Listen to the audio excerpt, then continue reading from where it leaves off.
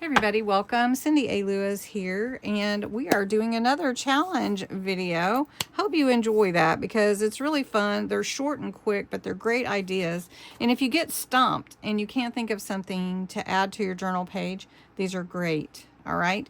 This is a freebie. You can go and download it on my page and from Ko-Fi. It's in my shop. It's free again.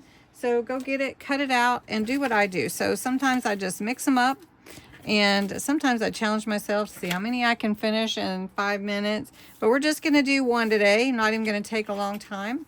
And we're going to do number 3. It says winter window. Design a peek-through element that reveals a hidden word or image. Okay, let's do it. So I'm going to use this frame that is from my freebie page that you'll be getting. It's a lot of snow frames, and then I went ahead and used my straight edge and my ruler to make some cuts so that I can easily get in here with my scissors and follow along the edges of this frame. So I'm going to do that. I'm not going to make you sit here and watch me do it, but then we'll create a peek through. All right, so I inked the edges. I've got some acetate here. I'm going to glue it in so that it kind of is more visually like a window. And I'm just putting glue around the edges of my frame here. I'm just going to put that. Now I can make this a pocket or not. You know, it can be a pocket or it can just be a frame.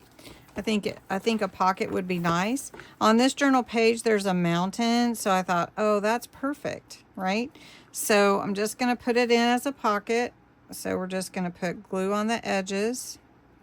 Make sure that if it does go beyond the edges, that I clean that up. And I have this pretty mountain in the window. Now, if I want to, I can put another picture in there or something, or a tag, but doesn't that look pretty just the way that it is? Of course, it's got a set, but you know what I'm saying. So anyway, that is fulfilling challenge number 3. So I'm going to go ahead and go on to another project, and you guys have a wonderful day.